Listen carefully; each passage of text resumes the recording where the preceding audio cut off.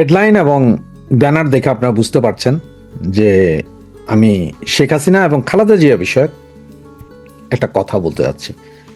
আসলে আজকে দুইটা বিষয় নিয়ে একটু আলোচনা করব।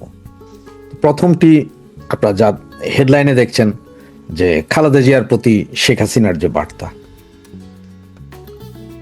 গত দুদিন আগে খালেদা জিয়ার অসুস্থতা নিয়ে আমাদের মাননীয় নেত্রী জননেত্রী শেখ হাসিনাকে ইন্ডিয়ান একটি পত্রিকা জিজ্ঞেস করেছিলেন যে আপনি তো জানেন যে খালেদা জিয়া খুব বেশি অসুস্থ, উনি হসপিটালে আছেন, এই ব্যাপারে আপনি কিছু বলতে চান কিনা বা বলবেন কিনা বা এখনো বলেননি কেন?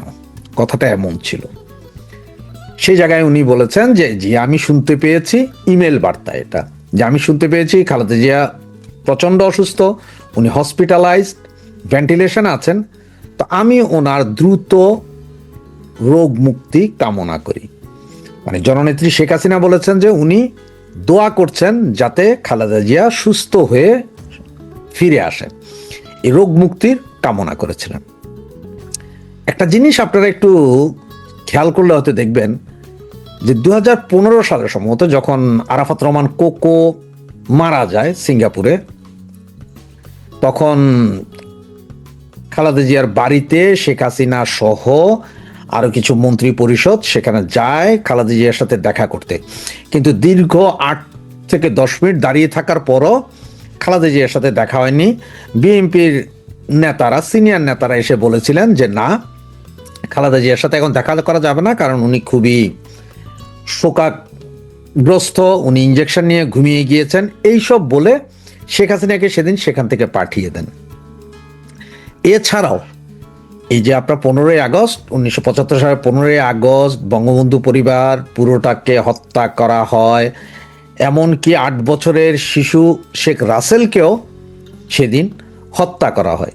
আর সেই দিনটিকেই এক পর্যায়ে খালেদা জিয়া এসে নিজের জন্মদিন পালন করেন এবং জন্মদিনের জন্য বড় বড় কেক কাটেন, কেক কেটে এই দিন পালন করেন।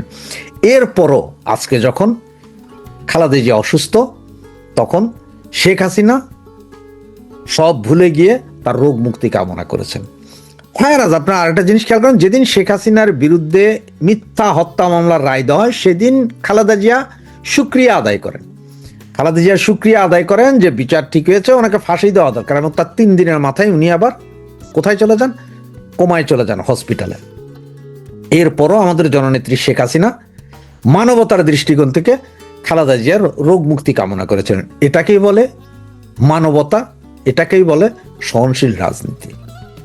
আর দ্বিতীয় আরেকটি যে বিষয়, সেটি হচ্ছে যে আপনারা সকলে হয়তো এতক্ষণে জেনে গেছেন যে তারেক জিয়া প্রায় 100 সাবেক সেনা কর্মকর্তার সাথে বসে একটা মিটিং করেছেন, সেটা অবশ্য জুম মিটিং, এবং সেখানে তিনি মিটিংয়ের শেষ পর্যায়ে এসে সাবেক ডিজিএফআই-এর এক বড় কর্মকর্তা জনাব রুমির কাছে ক্ষমা প্রার্থনা করেছেন, এবং একবার নয়, তিনি সরি 3 বার উচ্চারণ করেছেন।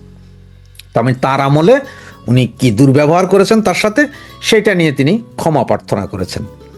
তো বিষয়গুলো একটু চিন্তা করেন যে তারেক জিয়া হঠাৎ করে সেনাবাহিনীর 100 সাবেক সেনা কর্মকর্তা এবং এই ভদ্রলোকের কাছে ক্ষমা প্রার্থনা করা। আবার ওইদিকে মির্জা ফখরুল ইসলাম আলমগীর তিনি কি বলেছেন? তিনি বলেছেন যে তারেক জিয়া বাংলাদেশে আসার ক্ষেত্রে ভারতের কোনো হাত নেই, ভারতের কোনো নিষেধাজ্ঞা নেই, কিছুই নেই। তাই পরিষ্কার করে দিয়েছেন যে ভারত বিদ্বেষিতা করার কোনো দরকার নেই, কারণ ভারত তারেক আসবে না যাবে, থাকবে না খাবে, এটা নিয়ে ভারতের কোনো মাথা ব্যথা নেই। সেটা পরিষ্কার করে দিয়েছেন আজকে মির্জা ফখরুল ইসলাম আলমগীর সেই মিটিং থেকে, এবং সেই মিটিংয়েই ডিজিএফআই-এর সেই সর্বোচ্চ কর্মকর্তার কাছে ক্ষমা প্রার্থনাও করেছেন কে? আমাদের তারেক জিয়া।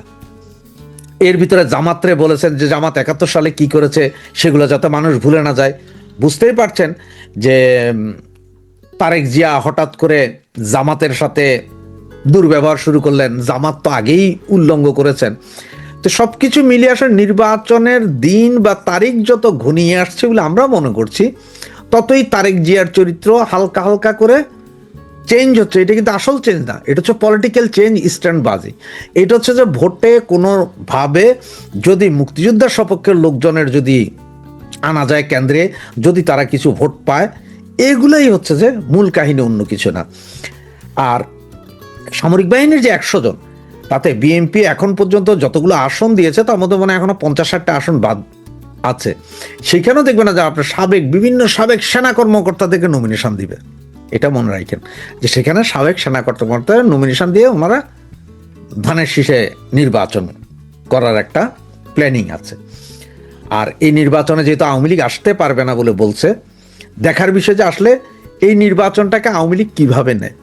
তবে একটা কথা আপনাদের মনে রাখতে হবে, ভারত যদি আওয়ামী লীগ না আসে, ভারত এই নির্বাচনকে স্বীকৃতি দিবে না, ইউরোপীয় ইউনিয়ন দিবে না, পৃথিবীর কম করে হলো 250 দেশ স্বীকৃতি দিবে না, হয়তো 5-7 জন দিতে পারে, তার মধ্যে একজন হচ্ছেন যে পাকিস্তান, ওনারা দিবেন, টার্কি হয়তো দিবেন, বাকি কেউ কিন্তু স্বীকৃতি দিবে না।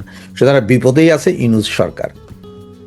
আর ওই যে যারা বাংলাদেশের বঙ্গু, যারা ওই যে ভারত বিদ্বেষিতা করেন, যারা ভারতের সাথে সবকিছু বন্ধ করে দেন, ভারত মানি না, ওই করি না, সেই করি না বলছেন, তাদের বলি এই যে আজকে 10 দিনে পেঁয়াজের কেজি উঠে গেছে 180 টাকা। সে যেই মাত্র ভারত থেকে পেঁয়াজ আমদানির জন্য সরকার অনুমতি দিলেন, ভারত সরকারও বললেন যে ঠিক আছে দিব পেঁয়াজ, এই ধুমধুম করে নামা শুরু করলো। ভারতের 20 টাকার পেঁয়াজ এখন আপনারা আমদানি করে খাইতে হবে। ভারত ছাড়া যে আপনাদের কোনো গতি নেই এটা বুঝেন, কারণ এর ভিতরে তো চায়না, টার্কি, মায়ানমার, তারপরে থাইল্যান্ড, পাকিস্তান সবগুলো থেকে আনার চেষ্টা করছেন কিন্তু পারেন নাই মানে কি, আপনারা যে টার্কি মার্কি চায়না থেকে যে কালো কালো বড় বড় পেঁয়াজ যেটা এক একটা 1 কেজি হয়, ওগুলো হচ্ছে সবচেয়ে নিম্নমানের পেঁয়াজ। ওইটা দিয়া ইউরোপে ওইটা দিয়ে ওইটারে কাইটা ওইটার ভিতরে ওয়াইন মিশায়, রেড ওয়াইন মিশায় একটা সস বানায়, কারণ ওইটা একদম সস্তা, সস বানানোর জন্য সবচেয়ে ভালো, সস্তা, ওইটা কোনো গন্ধ নাই, কিচ্ছু নাই, ওইটা খাওয়া। আর ওই যে আপনার এই কলা গাছের যে মাঝখানে যে বগুলি আছে না, ওইটা খাওয়া সেম। এই জন্য ওই পেঁয়াজ এখানে চলে না, সুতরাং আপনাদের কাছে পাঠাইতেছে, আপনারা চেষ্টা করে দেখছেন। তো এখন পেঁয়াজ আনতে হইতেছে, 2 দিন পর আরো কিছু আনতে হবে। আজকে আমাদের কি বললেন উপদেষ্টা, ওই যে আপনার পররাষ্ট্র উপদেষ্টা, উনি বললেন যে ভারত যদি শেখ হাসিনাকে ফেরত না দেয় আমাদের কিছু করার নেই। কেন রে ভাইয়া, করার আছে না, ভারতের সাথে সমস্ত চুক্তি বাতিল করেন, সীমানা বন্ধ করে দেন, ভারতের বিরুদ্ধে যুদ্ধ ঘোষণা করেন, গাছ বাতুল হিন্দ করতে গিয়ে ওখানে যায় মরেন, ওইখান থেকে যুদ্ধ করে শেখ হাসিনাকে ফেরত এনে শাহবাগে ফাঁসি দেন। এটা আপনাদের হাতে আছে, এটা করছেন না কেন? এতদিন বললেন যে ফেরত দিতে হবে, দিয়ে দিবে, নিয়ে আসবো, ওই করব সেই করব, হঠাৎ চুপসে গেলেন ভাইয়া। আমরা কি এতই বোকা যে আমরা কিছু বুঝি না, আমরা দুধু খাই? শেখ হাসিনা প্রশ্নে হার মানল কি ইউনূস সরকার? আজকে অনেক খবর, আজকে ইতিমধ্যে নির্বাচনের খুব তোড়জোড় দেখা যাচ্ছে। নির্বাচনের তফসিল ঘোষণার ইতিমধ্যেই ভিডিও রেকর্ড করা হয়েছে। প্রধান নির্বাচন কমিশনার ভাষণের মাধ্যমে যে ভিডিও বক্তব্য দেন, সেই ভিডিওটা রেকর্ড করা হয়েছে। আগামীকাল এটি প্রচার করা হবে, অর্থাৎ আগামীকাল নির্বাচনের তফসিল ঘোষণা হবে। মহামান্য রাষ্ট্রপতির সাথে নির্বাচন কমিশন সাক্ষাৎ করেছে এবং 2জন ছাত্র উপদেষ্টা ছিলেন, মাহফুজ আলম এবং আসিফ মাহমুদ সজীব ভুইয়া, ইতিমধ্যে তারাও পদত্যাগ করেছেন। এসব নানান খবর যখন, তখন এটি স্পষ্ট যে ইউনূস সরকার আর আসলে কোনোভাবেই থাকতে পারছেন না, নির্বাচনের দিকে দৌড়াচ্ছেন, যেন তেনভাবে একটা নির্বাচন করবার চেষ্টা করছেন। এখন আমরা বরাবরই বলে আসছি যে এই নির্বাচনটা আসলে হবে না, এটা নানাভাবে বাধাগ্রস্ত হবে, বাধাপ্রাপ্ত হবে। এখনো প্রায় 12 ফেব্রুয়ারি নির্বাচন, সেই হিসেবে বলা যায় ডিসেম্বর জানুয়ারি 2 মাস আছে। এই 2 মাসের মধ্যে গঙ্গা যমুনার জল নানা দিক দিয়ে নানাভাবে প্রবাহিত হবে, গড়াবে। সেখানে আন্তর্জাতিক একটা ফ্যাক্টর আছে, আন্তর্জাতিক ফ্যাক্টরটাকেই বড় হিসেবে দেখতে চাই, কারণ সত্যিকার অর্থে এই নির্বাচনটাকে প্রতিহত করবে কে? নির্বাচনটাকে প্রতিহত করবে না এই যে বর্তমানে যে রাজনৈতিক দলগুলো আছে, তারা তো নির্বাচনের দিকেই দৌড়াচ্ছে। তবে করবে না এটাও বলা যাবে না, শেষ মুহূর্তে পরিস্থিতিটা এমন হবে বিএনপি হয়তো নির্বাচনকে পরিত্যক্ত ঘোষণা করে তারা মাঠ থেকে উঠে যেতে পারে, এমনটা হতে পারে, এমন পরিস্থিতির দিকে যাবে। কারণ একটা কথা পরিষ্কার যে এটা কিন্তু জাতীয় সংসদ নির্বাচন, এটা জীবন মরণের প্রশ্ন। যেমন এর আগে ছাত্র সংসদ নির্বাচনগুলোকে বিএনপিকে কিভাবে ভরাডুবি হতে হলো চোখের সামনে দেখলো, দেখেও কিছু করতে পারেনি, বলতে পারেনি। কিন্তু এবার সেটি হবে না। এবার বিএনপি যদি দেখে অবস্থা বেগতিক, তাহলে মাঝপথ থেকে উঠে যাবে, নির্বাচনকে বর্জন করবে। মূলত ইউনূস সরকারের যেটা পরিকল্পনা, জামাতকে নিয়ে একটা পরিকল্পনা, জামাত সংখ্যাগরিষ্ঠতায় কম হলেও তাদেরকে নিয়ে পরিকল্পনা, জামাতকে ক্ষমতায় বসিয়ে দিয়ে চলে যাওয়ার। আসলে শেষ পর্যন্ত আওয়ামী লীগের দল সাংগঠনিকভাবে দেখছি না। মাঠের রাজনীতি বলবে যে আওয়ামী লীগের লোকজন বলে থাকে যে আমরা তো নিষিদ্ধ, নামলেই মামলা হয়, হামলা হয়, গ্রেপ্তার ইত্যাদি হয়। এটা হইতে হবে। ওই কেউ সুযোগ দিয়ে আন্দোলন করতে দেয় না, কেউ প্রশাসন পারমিশন দিয়ে আন্দোলন করতে দেয় না, প্রশাসনের অনুমতি নিয়ে আন্দোলন হয় না। পৃথিবীতে কোনো আন্দোলন হয়নি, প্রশাসন তো চাইবে আন্দোলন হবে না। কাজে আওয়ামী লীগের মাঠের রাজনীতি একদম শূন্য। কিছু কূটনৈতিক কর্মকাণ্ড চলছে এবং বৈশ্বিক ব্যাপার চলছে। এখানে সবচেয়ে বেশি বড় সহায়ক ভারত, সেটা চলছে। আবার সেগুলো আলোচনার বিষয় নয়। আমি আলোচনার বিষয় যেটি বলতে চাই যে নির্বাসিত প্রধানমন্ত্রী শেখ হাসিনা প্রশ্নে ইউনূস সরকার হার মেনে গেল। জুলাই অভ্যুত্থান সময়কালে মানবতা বিরোধী অভিযোগে মৃত্যুদণ্ড প্রাপ্ত আসামি বলছে ইউনূস সরকার। আমরা আসামি বলি না, আসামি বলতে চাই না, কারণ রাষ্ট্রপ্রধান, সরকার প্রধান, দেশকে সুরক্ষা দেওয়া তাদের দায়িত্ব, দেশের মানুষের জানমাল নিরাপত্তা দেওয়া তাদের দায়িত্ব, আর সম্পদ রক্ষা করা তাদের দায়িত্ব। তারা সেই সময় এই যে জুলাই অভ্যুত্থান নামে যে সন্ত্রাসী কর্মকাণ্ড করেছে, তারই সুরক্ষা দিয়েছে তৎকালীন আওয়ামী লীগ সরকার। এই সুরক্ষা দেওয়ার দায়, শুধু সুরক্ষার দেওয়ার দায় না, এটা জামাতি বিচার সত্যিকার অর্থে। সেই বিচারে অভিযুক্ত মৃত্যুদণ্ডপ্রাপ্ত আসামি বলছে তারা।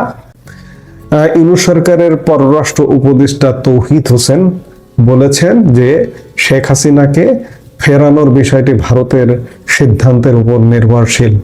দিল্লিতে অবস্থান করা আওয়ামী লীগ সভাপতির দেশে ফেরার বিষয়টি তার নিজের সিদ্ধান্তের উপর নির্ভর করার যে বক্তব্য ভারতের বিদেশমন্ত্রী এস জয়শঙ্কর দিয়েছেন অতি সম্প্রতি, সেই প্রেক্ষাপটে বুধবার এক প্রশ্নের জবাবে ঢাকার প্রধান কূটনীতিকের তরফে এই বক্তব্য আসে। জয়শঙ্করের সেই বক্তব্যের বিষয়ে বাংলাদেশের অবস্থান কি, এক সাংবাদিকের এমন প্রশ্নে তৌহিদ হোসেন বলেন, আমরা কি করতে পারি বলেন তো, এক্ষেত্রে ঢাকার কি করণীয়? এমন প্রশ্নে তিনি বলেন, করণীয় তেমন কিছু আসলে নেই, কারণ ভারতকে রাজি হতে হবে অথবা চাইতে হবে তাকে ফেরত পাঠাতে। ভারত রাজি না হলে আর কিছু করার নেই, এমন এক প্রশ্নে পররাষ্ট্র উপদেষ্টা বলেন, রাজি না হলে আসলে তো কিছু করার নেই, আমরা রাজি করানোর চেষ্টা করতে পারি। ভারতের রাজি করানোর বিষয়ে আর এক প্রশ্নের জবাবে তৌহিদ হোসেন বলেন, আমরা রাজি করানোর চেষ্টা চালিয়ে যেতে পারি, এইটুকুই, এর চেয়ে বেশি কিছু করতে পারি না। আপনারা ইতিমধ্যে জানেন যে তথাকথিত জুলাই আন্দোলনে, তথাকথিত মানবতা বিরোধী অপরাধে আন্তর্জাতিক অপরাধ ট্রাইব্যুনাল গত 17 নভেম্বর শেখ হাসিনা ও সেই সময়ের স্বরাষ্ট্রমন্ত্রী আসাদুজ্জামান খান কামালকে মৃত্যুদণ্ড দিয়েছে। আসাদুজ্জামান খান কামালও এই মুহূর্তে ভারতে অবস্থান করছেন। সেই দিনই এক বিবৃতিতে দুইজনকে ফেরত দিতে ভারতের প্রতি আবারও আহ্বান জানিয়েছে সরকার। এরপর গত 23 নভেম্বর শুক্রবার ভারতকে একটি কূটনৈতিক পত্র পাঠায় সরকার। তার 3 দিন পর দিল্লি চিঠি পাওয়ার কথা স্বীকার করে, মৌখিকভাবে স্বীকার করে, অফিসিয়ালি আজও পর্যন্ত কখনো চিঠি দেয়নি। এর আগেও গত ডিসেম্বরেও এরকম একটি চিঠি দিয়েছিল বাংলাদেশ, কিন্তু সেই চিঠিও মৌখিকভাবে স্বীকার করেছিল যে আমরা পেয়েছি। শুধু তাই না, সেই সময় চিঠি নিয়ে প্রশ্নও তুলেছিল ভারত। সত্যিকার অর্থে শেখ হাসিনা এবং আসাদুজ্জামান খান কামালকে ফেরত দেওয়া হবে কিনা সে ব্যাপারে আনুষ্ঠানিক, অনানুষ্ঠানিক, মৌখিকভাবে ভারত আসলে কিছুই জানায়নি এবং জানাবে না, এটি সত্য। আমরা গত 1.5 বছর যাবৎ সেটি দেখে আসছি। মানবতা বিরোধী অপরাধের মামলার পর আবার প্লট দুর্নীতি মামলায় শেখ হাসিনাকে কারাদণ্ড দেওয়া হয়েছে, সেটিও 21 বছরের। আওয়ামী লীগ সভাপতির ভারতে থাকার বিষয়টি তার একান্ত ব্যক্তিগত সিদ্ধান্ত মন্তব্য করে সম্প্রতি এক অনুষ্ঠানে দেশটির বিদেশ মন্ত্রী সুব্রামানিয়াম জয়শঙ্কর বলেছেন, তিনি যে পরিস্থিতিতে ভারতে আসতে বাধ্য হয়েছেন তাতে এই বিষয়ে সিদ্ধান্ত নেওয়ার ক্ষেত্রে সেটির প্রভাব থাকবে। সম্প্রতি হিন্দুস্তান টাইমস লিডারশিপ সামিটে এনডিটিভির প্রধান নির্বাহী কর্মকর্তা ও প্রধান সম্পাদক রাহুল কানওয়ালের সঙ্গে আলাপচারিতায় জয়শঙ্করের কাছে জানতে চাওয়া হয় শেখ হাসিনা যতদিন চান ততদিনই ভারতে থাকতে পারবেন কিনা। জবাবে জয়শঙ্কর বলেন, এটা একটা ভিন্ন বিষয়, তাই না? তিনি একটি বিশেষ পরিস্থিতিতে এখানে এসেছেন, তাকে ঘিরে যা ঘটছে তাতে সেই পরিস্থিতির স্পষ্ট প্রভাব রয়েছে বলে আমি মনে করি, কিন্তু তারপরও এটা এমন এক বিষয় যে বিষয়ে সিদ্ধান্ত তাকেই নিতে হবে, বলেছেন ভারতের বিদেশ মন্ত্রী এস জয়শঙ্কর। নয়াদিল্লি ও ঢাকার মধ্যে সম্পর্কের প্রসঙ্গ টেনে প্রতিবেশী দেশে বিশ্বাসযোগ্য গণতান্ত্রিক প্রক্রিয়ার প্রয়োজনীয়তা নিয়ে ভারতের অবস্থানের ওপর জোর দেন সেই সাক্ষাৎকারে। ভারতের পররাষ্ট্রমন্ত্রীর এমন বক্তব্যের প্রেক্ষাপটে শেখ হাসিনাকে ফেরতের বিষয়টিও দেশটির সরকারের ভূমিকার কথাও বলেছেন বাংলাদেশের পররাষ্ট্র উপদেষ্টা। ভারতের বাইরে তৃতীয় কোনো দেশে শেখ হাসিনার যাওয়ার পরিকল্পনার বিষয়েও কোনো সংবাদ মাধ্যমে খবর হয়েছে। এই বিষয়ে এক প্রশ্নে তৌহিদ হোসেন বলেন, এটাও তো আমার কিছু করার নেই, বাংলাদেশেও খুব বেশি কিছু করার নেই। আমরা তো চাই যে উনি ফেরত আসুক। কূটনৈতিক চ্যানেলে বাংলাদেশকে কেউ জানিয়েছে কিনা এমন প্রশ্নে তিনি বলেন, ওই রকম কিছু জানি না, তবে শুনেছি আপনারা যেমন শুনেছেন ঠিক তেমনটাই। অর্থাৎ শেখ হাসিনা প্রশ্নে ইউনূস সরকার আসলে হাল ছেড়ে দিল, যে সাজানো গোছানো কোর্ট দিয়ে আদালত দিয়ে রায় দেওয়া হলো ইত্যাদি বিভিন্ন কিছু ফর্মালিটিস করা হলো, চিঠি পাঠানো হলো, কিছু বিবৃতি দেওয়া হলো, হাইপ তোলানো হলো যে শেখ হাসিনা বিরাট দাগী অপরাধী, তাকে ফেরত দিতে হবে, এই হাইপ তোলা পর্যন্তই। কিন্তু শেখ হাসিনাকে ফেরত আনা গেল না ইউনূস সরকারের পক্ষে, এটা যাবেও না। আমরা বরাবরই বলে আসছি শেখ হাসিনা বেঁচে আছেন, এটাই হচ্ছে আওয়ামী লীগের সবচেয়ে বড় সম্পদ। আমি শুরুর দিকেই বললাম যে আওয়ামী লীগের মাঠের যে রাজনীতির অবস্থা, আওয়ামী লীগের রাজনীতি, আওয়ামী লীগ আসলে ক্ষমতার রাজনীতি করেছে। এখনকার যে নেতৃত্বের কথা যদি বলেন, এগুলো কিছু সমালোচনা।